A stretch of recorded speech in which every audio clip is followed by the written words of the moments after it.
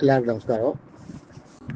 இன்னைக்கு சென்னியோங்கு பதிகத்தில் 6வது பாடல் பாட்டை சொல்கிறேன், கேட்டுங்க. உன்னுடைய விக்கிரமங்கள் ஒன்றொழியாமல் எல்லாம் என்னுடைய நெஞ்சகம்பால் சுவர் வழி எழுதி கொண்டே மண்ணடங்க மழு வலங்கை கொண்ட ராமநம்பி என்னிடை வந்தெம்பெருமான் என்னிடை வந்து எம்பெருமான் இனி எங்கு போகின்றதே. இது பாட்டு. இந்த பாட்டு ரொம்ப அருமையான பாட்டு. இதை கேட்டுங்க. உன்னுடைய விக்கிரமங்கள், உன்னுடைய விக்கிரமம்னா கிரமன்றது நியதியோட செய்யறது, நியாயத்தோட. விக்கிரமன்றது நியாயமான விஷயத்துக்காக வீரதீர செயல்களை செய்யறது, சாகசம். அதாவது நியாயமான காரியங்களுக்காக செய்யப்படுகின்ற சாகசம்னு எடுத்துக்கணும். அது உன்னுடைய விக்கிரமம் ஒன்றொழியாமல் எல்லாம். இது பெரியாழ்வார் சொல்றாரு. ஒன்றொழியாமல் எல்லாம். வால்மீகி ராமாயணத்தில் கூட இல்லாத சில கதைகளை பெரியாழ்வார் அவரோட கதையில சொல்லியிருக்கார். அவரோட பாடல்களில் அதை ஒருத்தி நிலை சொல்லியிருக்கார். உதாரணத்துக்கு சீமாலிகன் கதை சொன்னேன் பாருங்க. சீமாலிகன் அவனோடு தோழவை கொள்ளவும் செய்தார். சாமார் அவனை எண்ணி சக்கரத்தால் தலைக்குயாய் ஆமார் அறியும் பிரானே அணி அரங்கத்தை கிடந்தாய் ஏமாற்றந்தனை தவிர்த்தாய் இருவாட்சி பூச்சூட்ட வாடை. பூச்சூட்டல் பாடல்ல சீமாலிகன் கதைன்னு ஒன்று சொன்னேன் பார்த்தீங்களா. இந்த சீமாலிகன் கதை வேற எதுலையுமே இல்லை. வால்மீகி ராமாயணத்தை கூட கிடையாது, எந்த இது பாரதத்துலேயும் கிடையாது. வியாச பாரதத்துலேயும் அந்த சீமாலிகன் கதையை, கிருஷ்ணன் கதையை சொல்லலை. எந்த புராணங்கள்லையுமே கிடையாது சீமாலிகன் கதை. இந்த பெரியாழ்வார் இந்த பாட்டில் ஒண்டி தான் இருக்குது. அதை உள்ளே போய் பார்த்தோம்னா இது மாதிரி ஒரு கதை இருக்குது, அப்புறம் தெரியும்.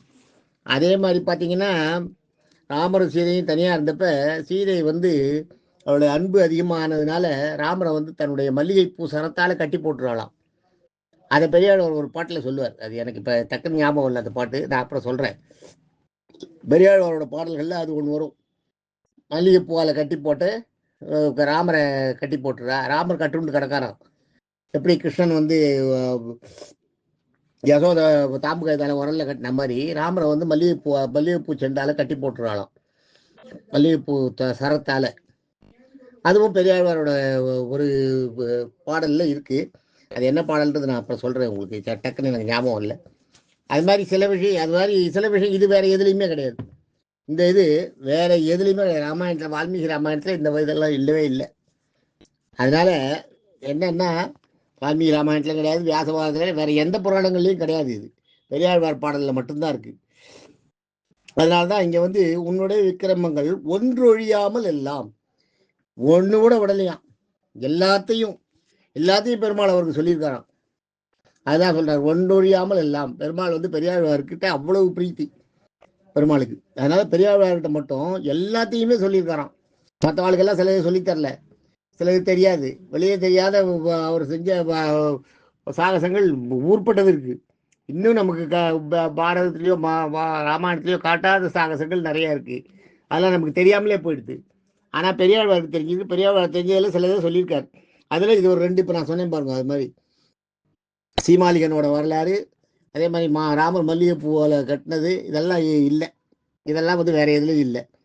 அதுதான் ஒன்றொழியாமல் எல்லாம், எல்லாத்தையும் நீ எனக்கு என்னென்ன சொன்னியோ எல்லாத்தையும் என்னுடைய நெஞ்சகம்பால். என்னுடைய நெஞ்சகம்னா நெஞ்சுன்னா மனம், அகம்னா உள்ள. நெஞ்சகம்பால் மனத்துக்கு உள்ள சுவர் வழி எழுதி வைத்தேன். அது என்ன சொல்றாருன்னா, சுவர் வழின்னா நெஞ்சத்தையே சோறாக்கிட்டாராம். சுவர் வழி எழுதி வைத்தேன். சுவரில் எழுதினா எப்படி இருக்குமோ அது மாதிரி மனக்கண்ணில் எப்போதும் காண்ப. எப்போ நினைச்சாலும் மனக்கண்ணில் அப்படியே அந்த திரை ஓடணும், அந்த காட்சி ஓடணும். அந்த நடந்த இந்த இவரோட சாகசங்கள்லாம் காட்சிகளாக ஓடணும் மனசில். அந்த அளவுக்கு மனசில் பதிச்சு வச்சுட்டேன் அப்படின்றத சொல்றார். அதுதான் இங்கே சொல்ற, நெஞ்சகம் பால் சுவர் வழி எழுதி கொண்டேன். நெஞ்சு பக்கத்தில், உள் பக்கத்தில் சுவர்களில் எழுதிட்டேன்றது காட்சிப்படுத்திட்டேன். அது போகவே போகாது, மறையவே முடியாது. செவத்தில் அச்சாணி மாதிரி எழுத்துல எழுதிட்டா எப்படி நெஞ்ச போர்டில் எழுதிட்டோம்னா, பிளாக் போர்டில் எழுதிட்டோம்னா அழிக்க முடியாது. அழிக்காத வரைக்கும் தெரியாது இல்லையா. அது மாதிரி என் செவத்தில் நான் எழுதி வச்சுட்டேன் உள்ள, நெஞ்சகத்துக்கு உள்ள. அதனால அது போகவே போகாது. அடுத்தது மண் அடங்க. இந்த இடத்துல கவனிங்க, மண் அடங்கன்னா மன்னர்கள் அடங்க, நியாயமில்லாத ஆட்சி செய்த அரசர்கள். பரசுராமர் வந்து அரசர்களை எல்லாம் கொண்டு காத்த வெறியன்னு ஒருத்தன் பரம்பரைய அப்பாவை கொண்டு விடுறான். அந்த ஆத்திரத்தில், அந்த ஆவேசத்தில் காத்த வீரியனோட அந்த பரம்பரை இப்போ 21 தலைமுறை காத்த வீரியன்லேருந்து தான் மன்னர்கள் பரம்பரையே உருவானது. அந்த காத்த வீரியன் கதையை நான் அப்புறம் சொல்கிறேன் ஒரு நாள். அந்த அவனோட தலையை வெட்டுறதுக்கு ஆக இவர் போகிறார். பரசுராமர் பிராமணன் அந்தனர், கையில் ஆயுதம் எடுத்துன்னு போகிறார். அந்தனர் வந்து கொலை தொழில் புரிந்தது பரசுராமர் தான். அவர் தான் அதையே தன்னோட தொழிலாக்கிட்டார். 21 தலைமுறை ராஜாக்களை எந்த ராஜாக்களுமே இனிமேல் இருக்கக்கூடாதுன்னு, மன்னர்களே இருக்கக்கூடாதுன்னு மன்னர்களாக பார்த்து அழிச்சுட்டு வந்தாராம். அதில் என்னென்னா, அன்னைக்கு கல்யாணம் ஆன மன்னராக இருந்தால் விட்டுருவாராம். அவர் போகிற வழியில் பட்டா அன்னைக்கு கல்யாணம் இருந்தால் விட்டுருவாராம். விட்டுட்டு மறுநாள் வருவாராம்.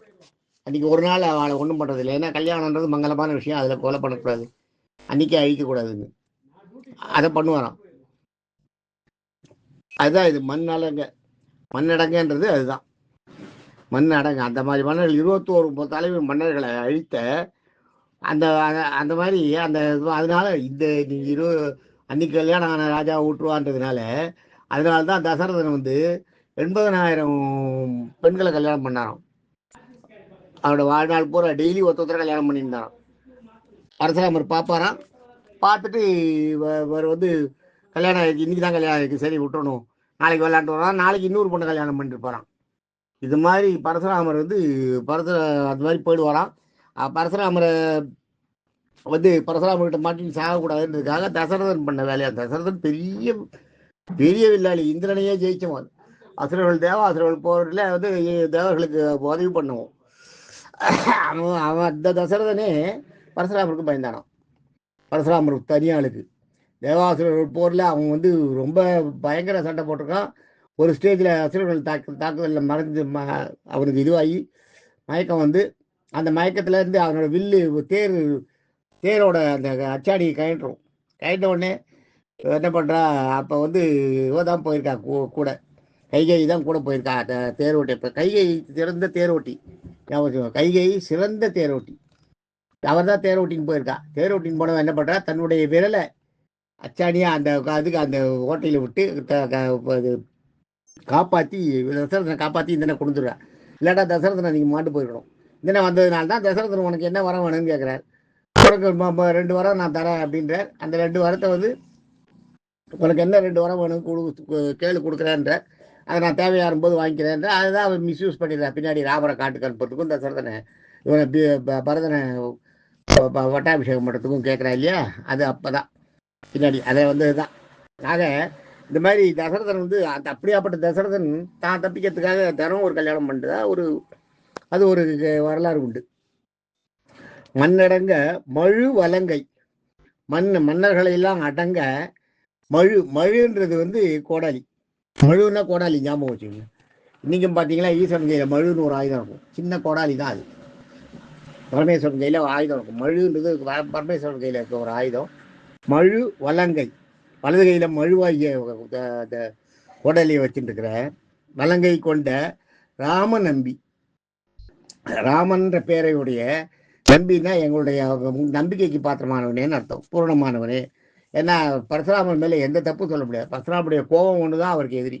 மற்றபடி பரசுராமன் வந்து எல்லா விதத்திலையும் எல்லாத்தையும் ஜெயிச்சவர், 50 வென்றவர், கோபத்தை தவிர. அதான் மண்ணடங்க மண்ணடங்க மழுவலங்கை கொண்ட ராம நம்பி என்னிடை வந்து எம்பெருமான். என்கிட்ட வந்திருக்க பெருமாளை சொல்ற பெரியாழ்வார். என்கிட்ட வந்துட்டு அப்புறம் என் அருகில என்கிட்ட வந்துட்ட எம்பெருமான், என்னுடைய தலைவனே, இனிமே எங்கு போகின்றது, இனிமே நீ எங்க போக முடியும் அப்படின்னு அர்த்தம். இனிமே என்கிட்ட வந்துட்டு அப்புறம் நீ போகலாமா, போனாதான் என்னால் தாங்க முடியும். அதனால தான் போகின்றதே போக விடமாட்டேன்னு சொல்ல, இனி எங்கி போகின்றதேன்ற வார்த்தையை முடிச்சிருக்கிறது காரணம் தான்.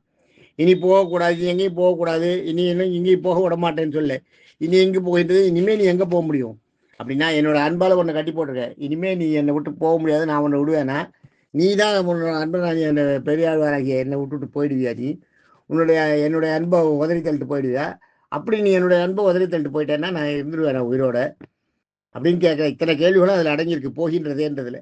ஞாபகம் வச்சுக்கோ. போகின்றதேன்னா உன்னை விட்டுருவேனா, நீ தான் போயிடுவியா, நீ போயிட்டாதான் நான் உயிரோட இருந்துருவேனா, என்னோட அன்புக்கு அர்த்தம் இல்லாத போயிடுமே, அதனால உன்னை நான் விடவே மாட்டேன், என்னுடைய மனசுலயே உன்னை நிறுத்தி வச்சிருப்பேன் அப்படின்னு பெரியாழ்வார் சொல்றதா இந்த பாட்டில் சொல்றார். மிக அருமையான பாட்டு இது. நாளைக்கு 7வது பாட்டில் பார்ப்போம். தேங்க்யூ.